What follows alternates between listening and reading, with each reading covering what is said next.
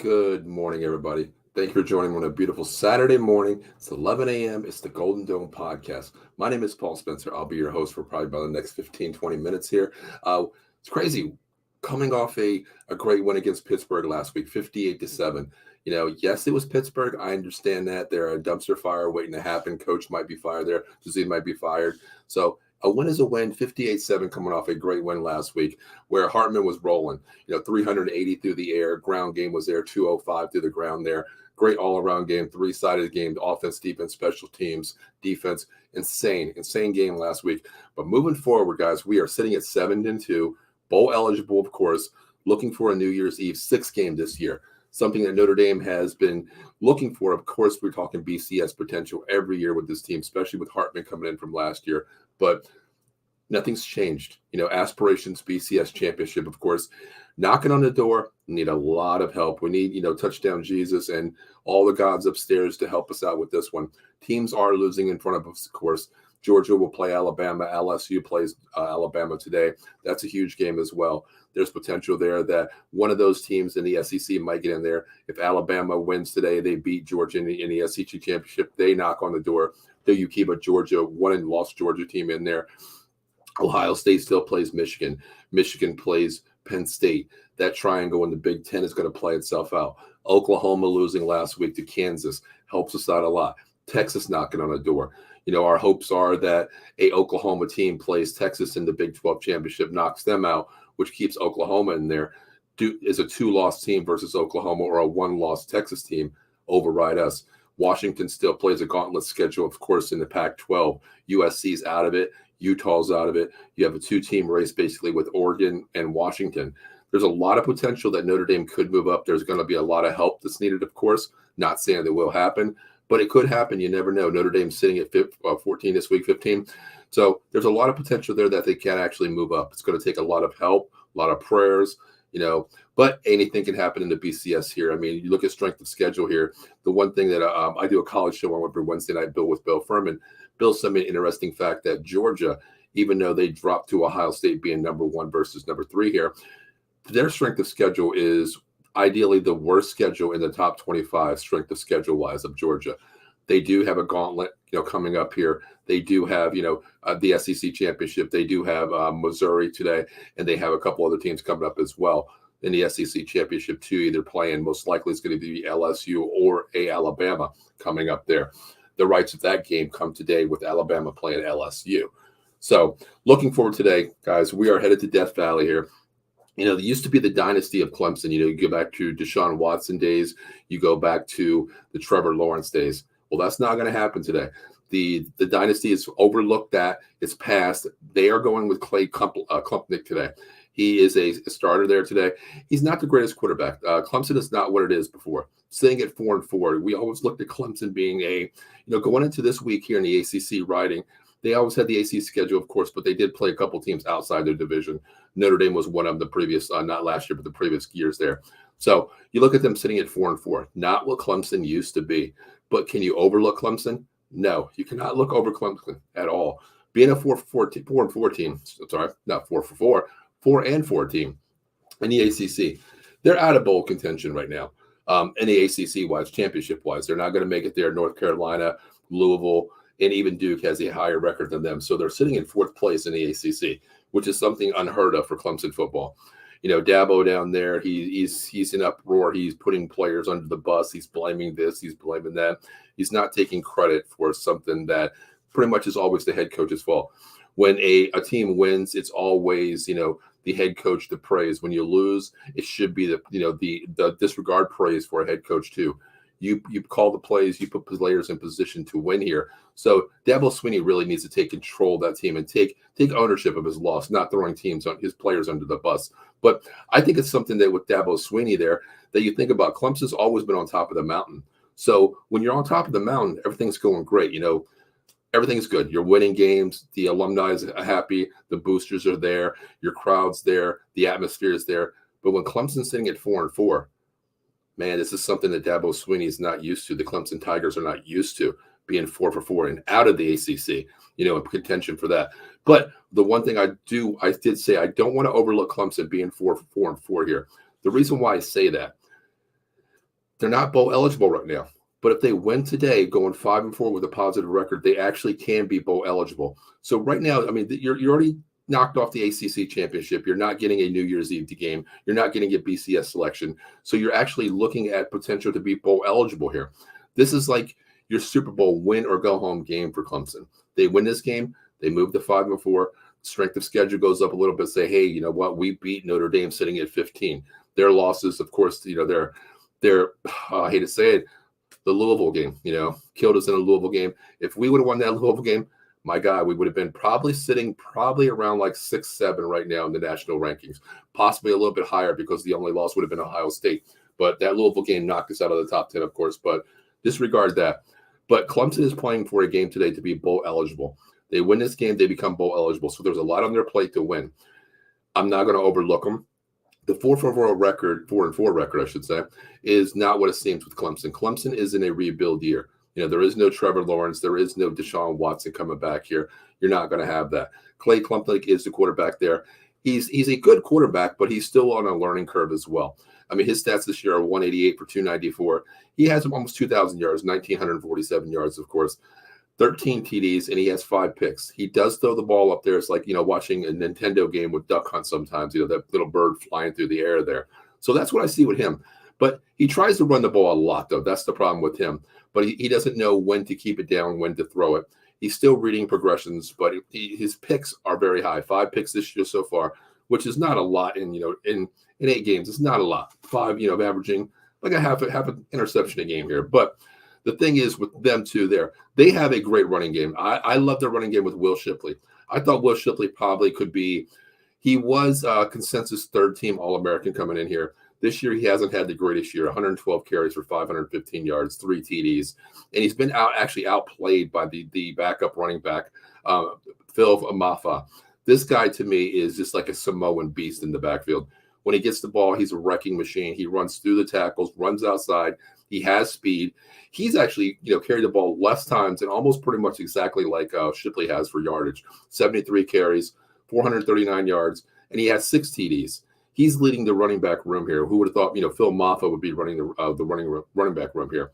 But they do have a two-headed dragon because you can never count with Shipley out. Shipley's out of the backfield a lot too. He is like I don't want to say a poor man, but he's like a poor man's Christian McCaffrey. He can run the ball well. He can catch out of the backfield, which is something that's quarterback friendly, of course, for Clay Klubnik.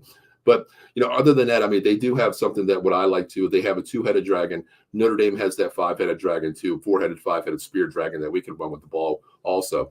But you look at the wide receiver room. This is something very interesting for the Clemson Tigers. As Notre Dame fans, we know that we have a wide receiver room too that goes pretty damn deep.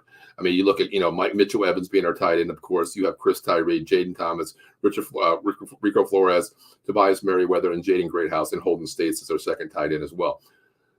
Clemson has the same thing. They don't have a top wide receiver, you know, class. What they do is they have a committee wide receiver core.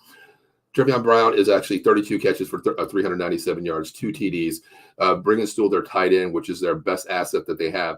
He's caught the ball 31 times for 344, 3 TDs. Statalo has 1 touchdown. He's got 202. Williams has 202 as well. And Antel Rando has 135. Their wide receiver room is a committee wide receiver room, which tells me that, you know, you can't single out one wide receiver with the Clemson University Tigers here. What they do is they throw the ball around, which is a good thing. They look for the open guy. Unfortunately, there hasn't been a lot of open guys this year. You know, the one thing they do is, if you think about what Notre Dame does, their leading wide receiver is our tight end, of course. You know, Mitchell Evans is our number 1 wide receiver, tight end slash. But that's what Clemson does. They always look for their tight end. He doesn't have the biggest yards for the progression route, but he has 3 TDs. He is leading the room, and that is Jaden Bringenstool. He, to me, is like our Mitchell Evans, of course. He likes to get the ball in open space, and he's a catcher for the Clemson Tigers. He likes that secondary unit. So once he gets back there, he can expose people, just like Mitchell Evans for us. He's our all everything. And Bringenstool is not the best blocker. They usually put him outside in the slot. And the other tight end that they have, I'm trying to ring a bell here on his name. I forgot. I was actually watching his game last week. I think it's Sines or Ennis or something like that. I remember watching him last week. I did a little film on him. He plays the line of scrimmage a lot. They go to a lot of 12 personnel. They do run the ball. They try to establish the run first with Clemson. Then Innis is usually on the line. Innis or Innis, I think what his name was. I totally forgot. I should have wrote it down from last week, but memory doesn't get me there. I believe it's Ennis. Ennis, I think it is. But Bringing Stool usually plays outside in a slot. It's exactly like they use Mitchell Evans and Holden State. Holden State usually plays the line. Mitchell Evans usually plays off the line. That's something Clemson does too. So that's an advantage for Notre Dame too. If they've seen that in 7-on-7s, 11-on-11, of course, that's something they see. Clemson is pretty much exactly like Notre Dame here. They're fundamentally sound. The record doesn't establish that being 4-4, but they mirror Notre Dame pretty good. The wide receiver committee is exactly the same. They go by committee. Running back come by committee.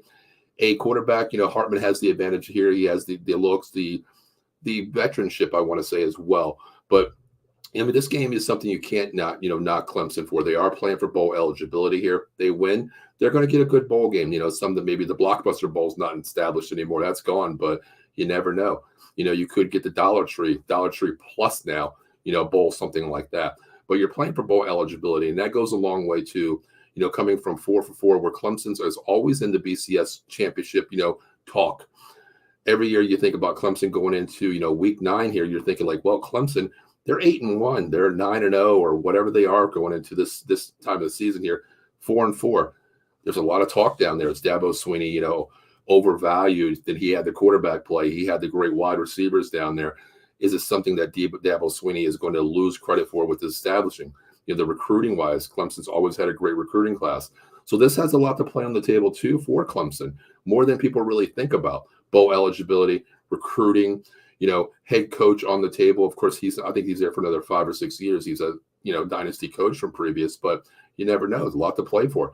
The Irish, on the other hand, man, you want to move to 8-2. BCS championship, like I said, is going to be a lot of prayers, a lot of needed help, of course, but it could play out. You never know what could happen.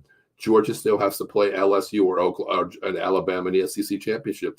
Big 12, you have Texas and Oklahoma.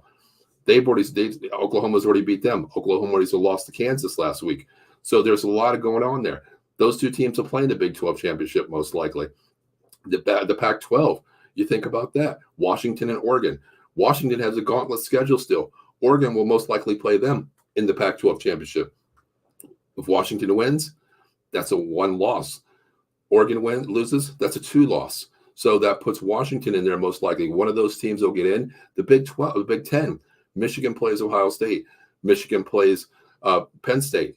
So there's a 3-team race there, even though Penn State's sitting at the 11th spot. There's a lot to look forward to. A lot of teams could lose. Do you put a 2-loss team up there? The one game that holds Notre Dame back so bad, I hate it, that was that Louisville game. You think about Notre Dame, if they would have won that Louisville game, you think about it, their only loss is to the number 1 BCS ranked team, Ohio State. They could have been sitting there. Most likely, you're not going to put them ahead of a winless, undefeated team, of course. You're not going to put them ahead of Georgia, Ohio State, those teams there, Washington. You're not going to put them ahead. But Notre Dame would be prime position to be sitting at that first 1-loss team in the BCS standings, probably sitting at 5 or 6 most likely right now. That 1 loss killed us. That's water under the bridge. Of course, we can't do anything about it. Win who's in front of you. Keep your New Year's Day 6 bowl selection alive. The strength of schedule here favors us too. Louisville's in the top 25. Clemson, I wish, was a top 25 team right now. That would have helped our strength of schedule moving forward. But you got to play who's in front of you, regardless of record, no matter what. Every year is different. So that's what we're looking at here. But let's talk about Notre Dame here real quick. Eileen checking in says luck of the Irish. Exactly. That's what we really need, Eileen. We need luck of the Irish because anything can happen here. I mean, we've seen the BCS selections, coming down. I wish the BCS would expand, hurry up and do that, process, because we would definitely have a legitimate shot to get in that BCS, final playoff spots there moving forward. But let's talk about Notre Dame really quick. I'm going to be out here for about another maybe 10 minutes real quick. I do have a big day. I was up at like 6 this morning. We had practice this morning from 8 to 10. The crazy thing I want to ask people out there, we have 17 live viewers right now watching total from YouTube, Twitch, Facebook, Twitter, and everything. But my question to you is, I hate 12 o'clock starts. I really do. I coach football up here, 11 and 14s. And to me, it's like we usually play on Friday nights, which I love, under the lights of the high school stadium right before the varsity game at 6 o'clock. They play at 7:30. We play 5:30 to 7:30 roughly. But I hate 12 o'clock games. You get up early, you got to get down to the field, especially in hostile territory in Death Valley. To me, this week I'm kind of mad because my team, we were supposed to play Saturday tonight, a little bit later tonight. First, it was moved from Friday night to Saturday night. Then the high school team got eliminated from the playoff rankings here. So we play on Monday night. I hate because now the field becomes a super site for other teams to play playoffs. So we get kicked to Monday night at 7 o'clock. I hate that. Number one, my kids have to make weight over the weekend. You're going here, you're going there. You can't eat. 3 of my players on my offensive line have to be exactly at 145. They're at 145.0. One's at 144.9. It's insane. That to me is like a slap in the face. It's like, oh, are you hating us or what is this? But I can't stand the 12 o'clock start time. I really can't. I don't like it. I got to rush home, get stuff done. Usually I'm watching college football at 12 o'clock, but I'm not really to get hyped up. But, when you get hyped up, you definitely need some monkey cold coffee there. This is like my 3rd cup of monkey cold coffee already this morning. But let's talk about Notre Dame here. Coming off a great win last week against Pittsburgh, Hartman 380 through the air, 205 on the ground from Estime and the running back committee here. But that was Pittsburgh, a new game, new regime this week. Clemson's a very strong team. But Sam Hartman's playing great this year. He bounced back from that one game there where he had 3 picks, of course, 380 in the air last week. Found the wide receivers. So I moved him to 149 for 248. Now he's up to 2,000 yards. We talked about the picks, coming into week 7 where he had 0 picks. I'm sorry, week 6 he had 3 picks coming into that one game, 2 off the ball, 1 couple bad ones to the linebackers, 18-5 category for touchdowns versus TDs. The one thing I do want to say bad about him, he's not reading the pocket. He's not climbing the pocket. He has 12 sacks this year. A lot of those sacks weren't on the offensive line. They were covered sacks where Hartman could roll up in the pocket. He scrambled to the right and left, and he met the defensive end linebackers, whoever may have got the sack there. But those 4 or 5 of them were on Sam Hartman for not, having a clock in his head, of course. Anginelli, our backup's been playing good. No reason to talk about him. He's going to be the future most likely, unless they go out and get a 5-star recruit at quarterback, which I do see them with Notre Dame, Marcus Freeman being a recruiter, of course. Estime, all-world Estime, 146 carries, almost to 1,000 yards, 909 yards so far, 12 TDs on the ground so far. 9 games, 12 TDs, averaging 1. The greatest thing, he's averaging 6.3 yards a carry, which is something that tells you about that offensive line. We talked about a committee running back here as well. Jeremy Love, 42 carries, 273, average 6.5, 1 TD on the ground also. Jaden Price, 26 carries, 135 yards, 5.2 average, 2 TDs. Jadarian Payne, 30 carries, 105. His average is a little bit lower than usual, 3.5 still. You move the chains 4 times 3, that's first down, 1 TD as well. Fazan, he's a wide receiver that got in a running game. He's running the screens a lot. He's coming off that jet sweep, of course. He has 1 carry for 16 yards. The wide receiver committee as well. I mean, you think about the wide receiver committee. We're led by, of course, Mitchell Evans. We lost Michael Mayer last year. So we thought about what's our wide receiver room look like. The wide receiver room does not have that top-notch guy. You think about Chris Tyree. He's actually leading the room as well as a standout wide receiver. Our number 1 wide receivers are tied in Mitchell Evans. I'm sorry. I miss Michael Mayer so much. I really do. Really do. But Mitchell Evans has 29 carries, 422 yards. Only thing is 1 TD. That's, to me, they're not finding him when in the red zone. He's a big threat. He is that Michael Mayer in the red zone. So I like to see him establish a little bit more in the red zone, of course. But you look at this here. Jaden Thomas, 17 catches, 251. Chris Tyree, 19 catches, 417 yards, 3 TDs. They've been finding Chris Tyree a lot more, especially downfield. He's one of the wide receivers that, can run any kind of route. He has the speed, the maneuverability, the finesse, of course. He gets those post-drag routes, corner routes, drags, slants. He can find it. He can take it to the house, which we've seen last week, especially on the punt return. He is like a two-way player. That punt return that he had last week was just one of the best I've ever seen, where it was just, I think every 11 person on the Pittsburgh team touched him, honestly, on the kickoff return there. It's something that he has the speed. He gets in open space. He can take it to the house at any time. But you look at the wide receiver room, Flores, Merriweather, Jaden Greathouse, they're playing great. It's a committee. We can go 5 deep here at wide receiver. There's never, a dull moment in the wide receiver room because someone comes in and they always possess something different. Finesse, speed, a possession wide receiver. They're great there as well. The offensive line is just a standout offensive line here. we're rushing the ball. If you look at the average for the running backs here, and it's something that you really think about with the rushing here, we're averaging 4.9 on the ground per play, which is very good in college football. The one thing I did want to say is Notre Dame is third in the nation on defense, which we'll talk about right now, versus the pass. That secondary unit is just playing something lights out right now, led by the linebackers. Of course, the linebacker unit to me was our strength of schedule, strength of our team here. JT Baran is just insane. Kaiser, I love, but I want to talk about one person, Xavier Watts. Xavier Watts has six picks. I didn't think he was do this. I thought it was going to be all about, potential All-American candidate Benjamin Morrison, honestly. I thought he was going to be the solidified guy in the back end. But Xavier Watts is actually stepping up at safety. He's coming down the blocks. He's making reads on the ball. He lets nothing get by him. We always coined the term, bend but don't break. Notre Dame hasn't even bent at times because they don't allow you to bend. Xavier Watts is this control in the middle. You go back to like a guy like Kyle Hamilton that we had a couple years ago with the Ravens now, first-round pick. He's that type of ball hawk. He has potential to read the ball. If he gets beat, he has the make-up speed to find the ball. He uses his hips, and he plays the ball. He doesn't play the wide receiver. A lot of corners out there, safeties, when they get beat, they look at the hand check for the wide receiver putting their hand up. That is an easy flag where they hand check them, they pull it down. That's pass interference. It's only 15 yards in college, but Xavier Watts doesn't do that. He plays the ball. He turns the head. He plays the quarterback's eyes. He plays the quarterback's, the ball in the air. That's something great that I've seen from Xavier Watts. Continues success, 6 picks so far. And I tell you, the one he had for 104 yards was insane to the house. That was something I haven't seen in a long time. The offensive line is playing great. The defensive line is playing well, of course, but it's led by JT Barant with everyone there. I do want to give a shout out to our kicker, of course. Man, he's playing lights out too. This kid can kick anything, anywhere, anytime. He's playing great. Spencer Schrader. I love the name Spencer. That's my last name. That's his first name. Extra points made, 41 for 42. I hope I don't jinx him a lot because we hear announcers when they get the ball, they kick an extra point. They say, wow, Schrader's 41 for 42. He's only missed one all year. I don't want to jinx him.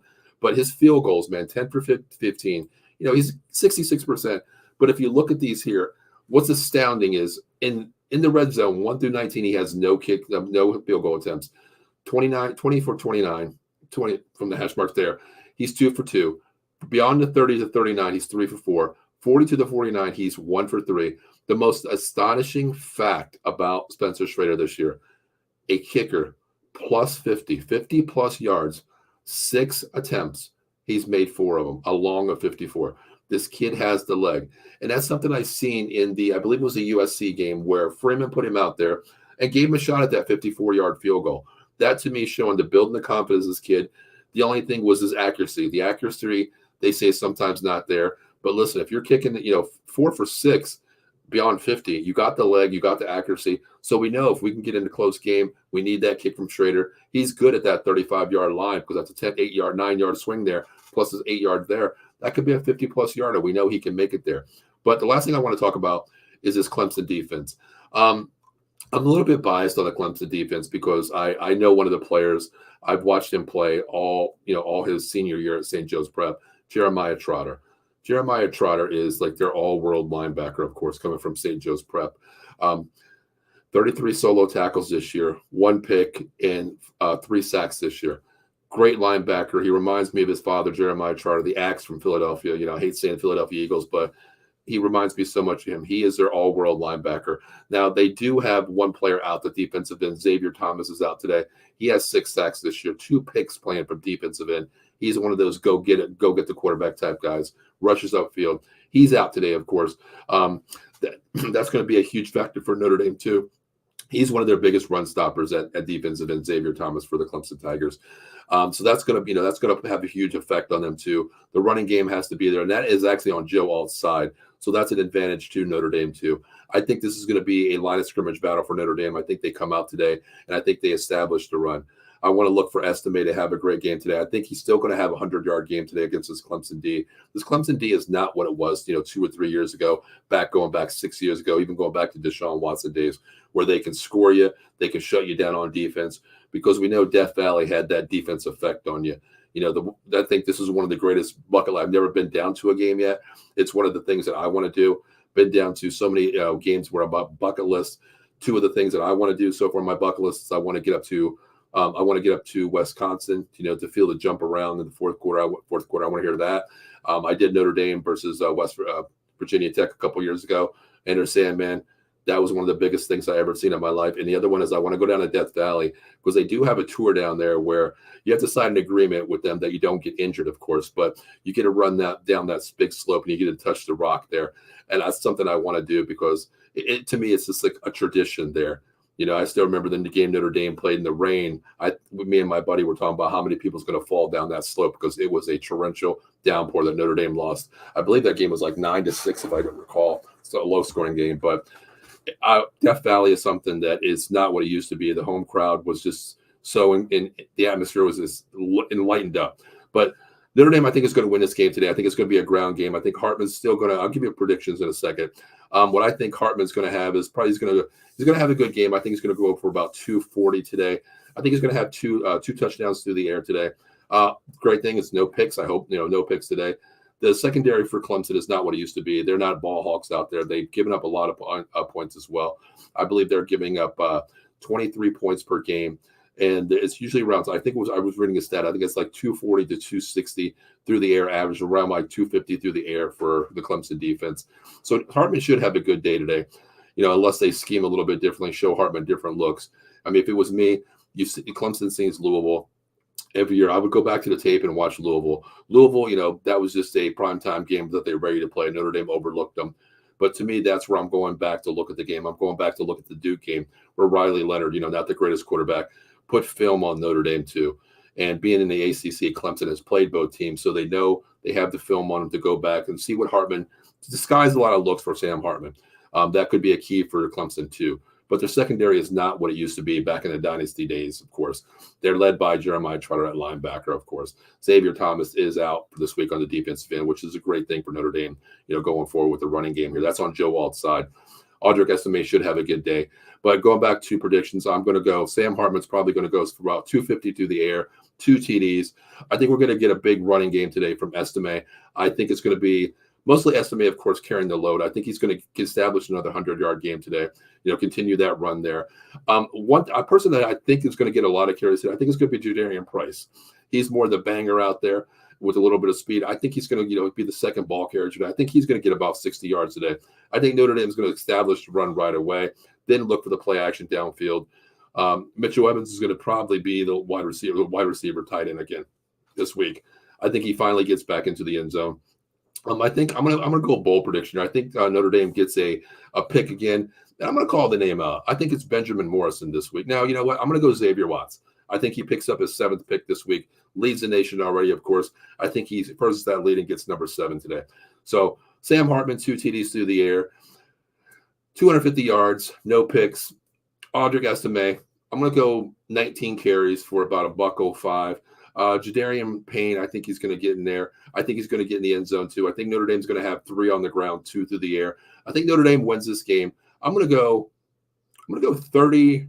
Man, it's giving me 5 touchdowns, so that's 35 right there. I'm going to go 30, 38. I think they can shut down Shipley, of course, and I think they should cut down Klubnik too. So I'm going to go Notre Dame 38. I'm going to write it down here. We'll see if we're close because we do a post-game show later on today. I'm going to go 38. How about we go 38-23 for Notre Dame today? I think that's a good game there. 38-23. Irish win. Irish moved to 8-2. Clemson goes 4-5. They become not bowl eligible. They do have 2 games left, but it's going to be kind of hard because I think they do go over 500 for the season and get a blockbuster bowl, or the Dollar Tree Plus bowl. But continue Notre Dame, to get up there. I want to get them New Year's 6 bowl. Anything can happen as a Notre Dame fan. We know that. Let's just, pray to the gods up there that somehow the other teams lose in front of us. Like I said, you got the Big 10 championships coming up. You still have Michigan playing Ohio State, Michigan, Penn State. Those 3 teams there in the top 11, Michigan and Ohio State 1 and 2, 3 there. So that's going to play itself out too. Michigan, I don't think they're that good right now. Harbaugh's having a time of his life down there in a lot of trouble too. Teams playing for their life. Ohio State looks good. Every team controls their own destiny, but it's a triangle to play out there too.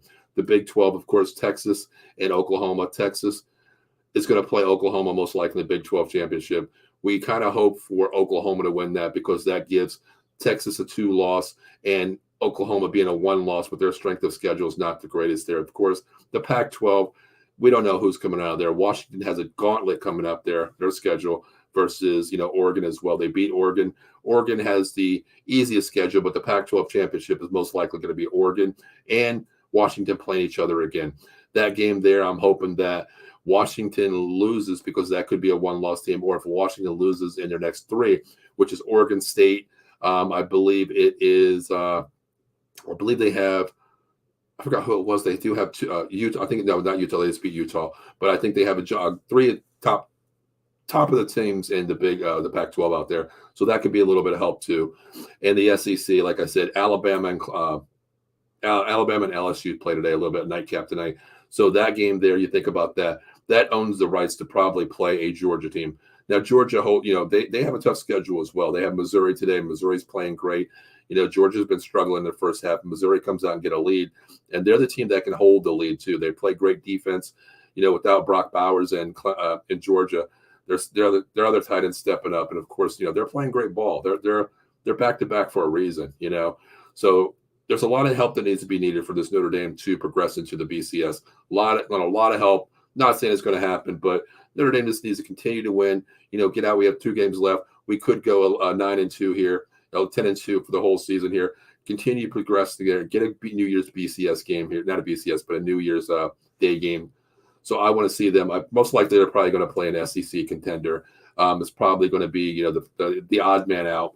If Georgia gets in, Alabama doesn't get in. I think it's going to be a Alabama most likely, or probably an LSU team. It's going to be a great game. I kind of want. I want both ways. If that's moving forward really quick, but if they do move forward and that's the game they do, they get an SEC competitor. I don't think Georgia, even being a 1-loss team, Georgia, I think they still get in the BCS championship. Of course, there's 1 loss, and it's probably going to be to a top 5 team, a top 10 team as well. And definitely either a Georgia or one of the Missouri. If Missouri beats them today, then they have a shot to be knocked out with a 2-loss going to the SEC championship if they lose that. But looking forward, the crystal ball here, if I had a choice to pick who I wanted and it was an SEC competitor, in all rights, I do want Alabama, because the one game that I went to, the national championship game years ago, and that this was a shellacking from Alabama. Spent so much money to go down there, airfare, hotel, tickets to the game, the national championship. And it was just something that is a nightmare to me what happened. LSU, I want to play LSU too. I'm not a big Brian Kelly fan. Thank you for what you did to us, helped us out. But, the way you left this Notre Dame team, man, I tell you, you lost so much respect for me. Getting the recruits coming in here. How do you feel for the recruits coming in? We're going to Notre Dame. We're a contention every year. We're, a BCS championship contender, as we all are every year. But then you bolt to LSU, then you're down there doing the jig, whatever their dance is, and Mardi Gras. That's something I don't respect at all as a coach, number one. That's why I think our future is great with Marcus Freeman, Al Golden. Of course, I hope they stay. Gerard Parker, our OC. He's really showed me something in his first year, coming from, going from a Tommy Reese to him, a more innovative guy, to a Gerard Parker, who's more of a play caller, being a tight end coach. And it's great to help out Mitchell Evans, too, because you lose Michael Mayer. Mitchell Evans comes in, Holden States comes in, and that shows that the tight end room, like, hey, we believe in a tight end, we believe in wide receivers, we believe in the running game, and Golden and Freeman have this defense flying. Right now, they're 10th in the nation, giving up 15.3 points per game. So the defense is balling out. We know if we're in a close game, we can contend with anybody. How we shut down Ohio State with Yuba and Marvin Harrison Jr., of course. So, and even in Fleming as well, their third wide receiver. But so we know we can play on both sides of the ball here. So, guys, I'm going to get out of here really quick. Real quick, before we get out here, I do want to say some of our sponsors. Really quick, I didn't even put the banner up there, guys. I'm so hyped up today because I was at the field at 6 o'clock this morning getting ready for our teams. But, guys, listen, Monkey Cold Coffee out there. If you need some coffee out there, please check out monkeycoldcoffee.com. The evolution of flavor-infused coffee, bourbon chocolate chip, toasted coconut rum, Samaritan blend, the newest blend, organic blend, Perula, Florida. Make sure you use promo code OTBS Sports at monkeycoldcoffee.com. Make sure before you check out, use that promo code, of course. But go to the swag shop, get a coffee cup, get a T-shirt, get a thermal cup, cold beer diffuser, K-Cups, they got it all. Whatever you need, make sure you use promo code OTBS Sports at monkeycoldcoffee.com. I guarantee you, it's the best thing. I'll show you my cup in a second. If you're ever hurt in the Philadelphia area, PA area, New Jersey area, give my man a call, 1-800-HURT-123, attorney Big Al, Jason Fine, motor vehicle accidents, slip and fall, workman's comp, personal injury claims. 3 convenient locations throughout Pennsylvania and New Jersey. First, the Garden State at Cherry Hill, 3 Greensford Lane.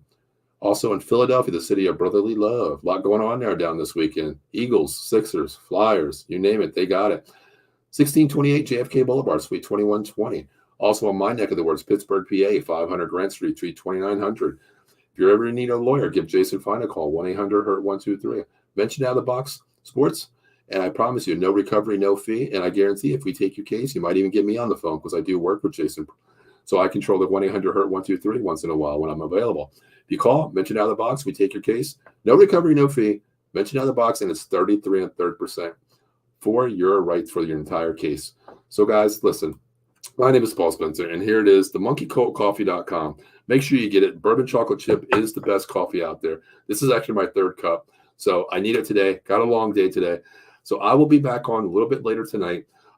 They play at 12, so I'm going to probably be on at 4 o'clock. I believe I set the stream up at 4 o'clock. So let's all come back today at 4 o'clock, and let's talk about a Notre Dame victory versus the Clemson Tigers. Let's go, Notre Dame. Let's become 8-2 here. Continued success. Let's get a New Year's Eve game, New Year's Day selection game for us. So, guys, I appreciate you guys tuning in. I think the final score, 38-23, Notre Dame. Let's move to 8-2. Until then, everybody, I appreciate you checking in, and I'll see you there. Let's go Irish. See you later tonight, guys.